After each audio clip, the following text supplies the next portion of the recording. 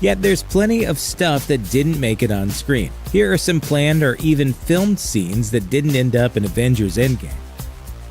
In October 2018, Marvel announced that Katherine Langford, star of the controversial Netflix drama 13 Reasons Why, shot some scenes for the final Avengers installment. Who exactly she portrayed was kept secret so as to reveal as little about the plot of the movie as possible. But fans were left hanging when they actually saw Endgame, because Langford was nowhere to be found. Only after half the world saw the movie did directors Anthony and Joe Russo reveal that Langford had been hired to play an older version of Tony Stark and Pepper Potts' young daughter, Morgan. The Russos shot a dreamlike scene, which would have mirrored the one featuring Thanos and Gamora from Infinity War, in which Tony would have met the young adult version of Morgan, portrayed by Langford. Joe Russo explained the idea for the axed scene in an interview with the Happy, Sad, Confused podcast a few weeks after Endgame premiered.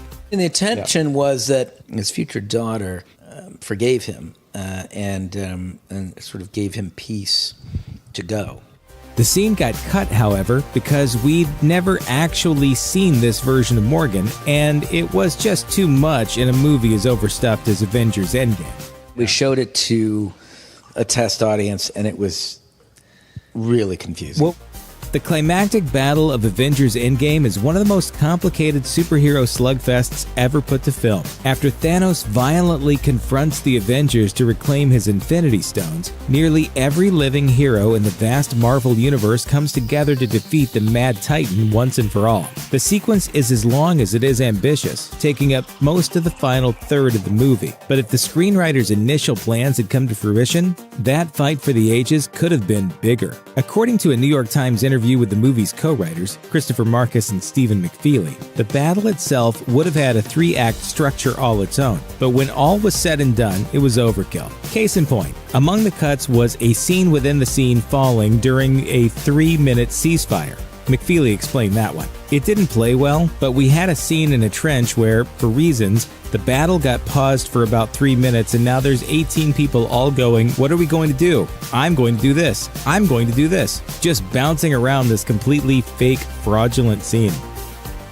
Avengers Endgame was a highly anticipated movie, which left Marvel Studios in a tricky predicament. How could it promote the movie with trailers and not give away anything that hinted at a spoiler? Co-director Joe Russo explained the predicament to the Happy, Sad, Confused podcast way back in May of 2018, after Avengers Infinity War had debuted. We use all the material that we have at our disposal to create a trailer. Audiences are so predictive now that you have to be very smart about how you craft a trailer, because an audience can watch a trailer and basically tell you what's going to happen in the film. So when it came to Endgame, that meant using whatever non-offending footage they had, which by necessity included shots the Russos knew would not appear in the theatrical cut of Endgame. Among those scenes is the sequence of Black Widow training for a big fight by rapidly unloading a firearm at a shooting range. Considering that Black Widow's major contribution to the plot's outcome has little to do with her marksmanship, it's safe to say that this footage just had no place in the final film. Now, speaking of Black Widow, while Avengers Endgame scored high marks with critics and audiences, one of the major qualms fans have is the way in which Black Widow makes her final exit. When Black Widow and Hawkeye head to the planet Vormir to nab the Soul Stone, they learn that one of the two must die to get it. Natasha makes the ultimate sacrifice, diving off a cliff to her demise. According to screenwriters Christopher Marcus and Stephen McFeely in the New York Times, they first wrote the scene the other way. Said McFeely, "Jen Underdahl, our visual effects producer, read an outline or draft where Hawkeye goes over. And she goes, 'Don't you take this away from her.' It was Natasha's heroic moment, in other words, and to have Hawkeye die wouldn't have made the same impact."